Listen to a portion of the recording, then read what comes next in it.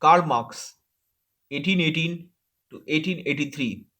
Karl Marx, the principal originator of scientific socialism, was born in 1818 in the town of Trier, Germany. His father was a lawyer, and at 17, Karl entered the University of Bonn to study law himself. Later, however, he transferred to the University of Berlin and he eventually was awarded a PhD in philosophy from the University of Jena. Marx then returned to journalism, and for a while, he was the editor of the Viennische Zeitung in Cologne. But his radical political views soon got him into trouble, and he moved to Paris. There he met Frederick Engels, and the close personal and political friendship they formed was to endure for the rest of their lives.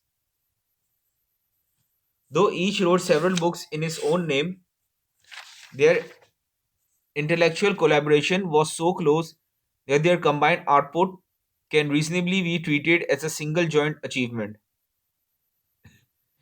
Indeed, Marx and Engels are being treated as a joint entry in this book. Though listed under Marx's name alone, as he is generally, and I think rightly, considered to have been the dominant partner.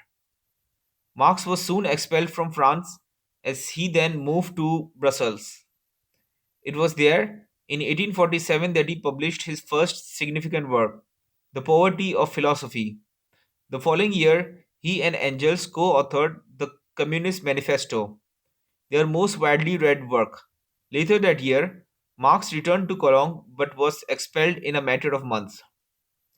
He then moved to London, where he spent the rest of his life.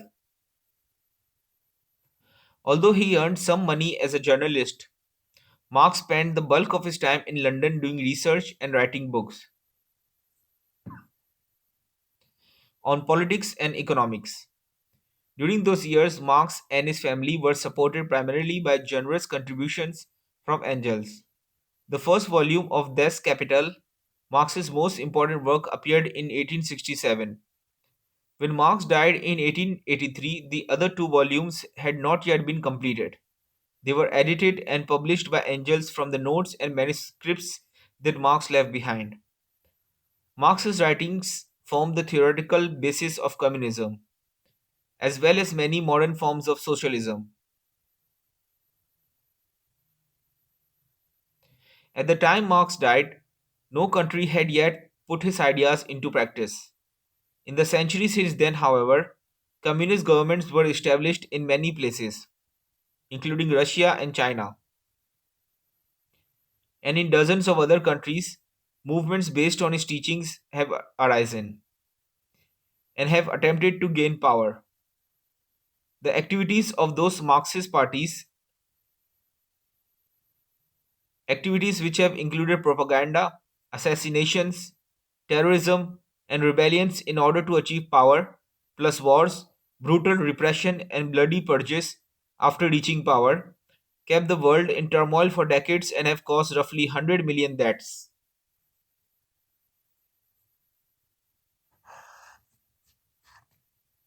No philosopher in history has had so great an impact on the world in the century after he wrote.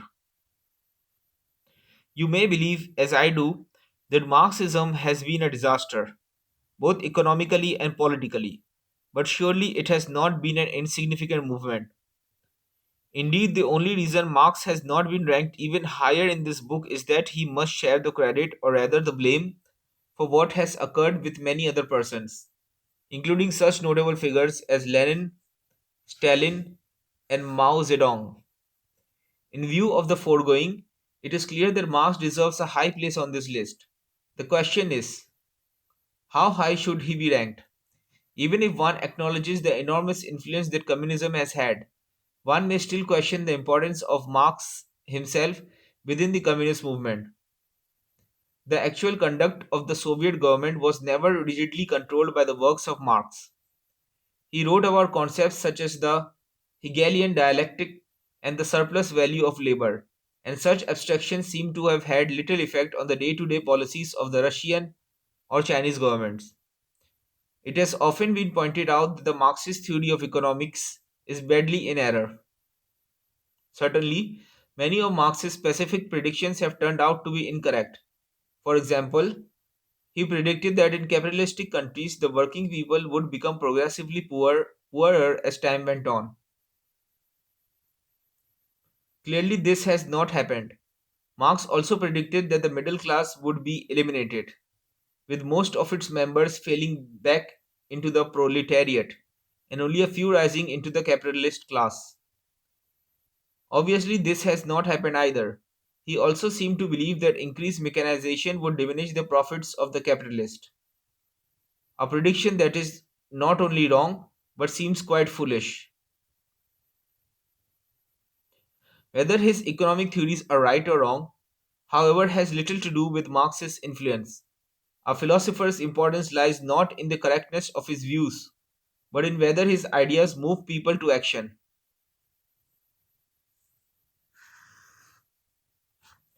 Judged on that basis, Marx was unquestionably of enormous importance.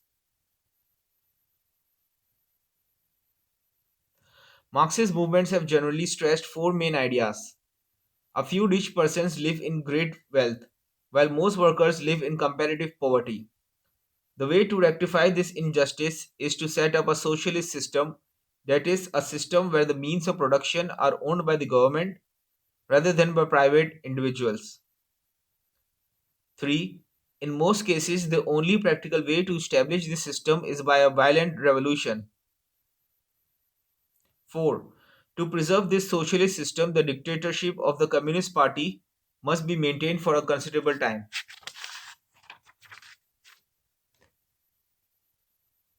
Each of the first three ideas had been clearly stated long before Marx.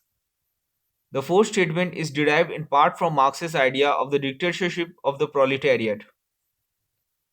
However, the duration of the Soviet dictatorship appears to have been more a result of the practices of Lenin and Stalin than of the writings of Marx.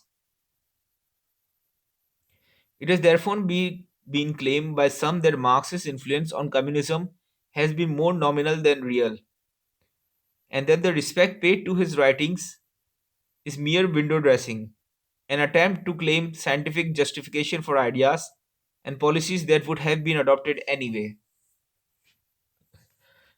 While there is some truth in such claims, they are surely much too extreme. Lenin, for example, did not merely claim to follow Marx's teachings, he had actually read them, fully accepted them, and believed that he was following them. The same is true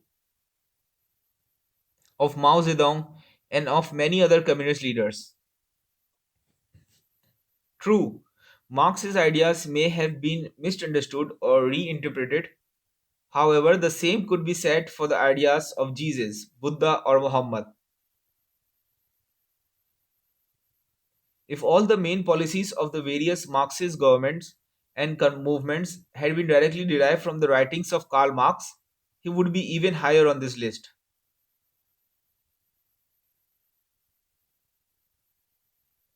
Some of Marx's ideas, for example, his interesting notion of the economic interpretation of history, are apt to remain influential even if communism itself dies out. Plainly, though, a major factor in deciding how high Marx should be ranked will be one's estimate of the importance of communism in the long term history of the world. A century after Marx's death, there were well over a billion persons who were at least nominally his followers.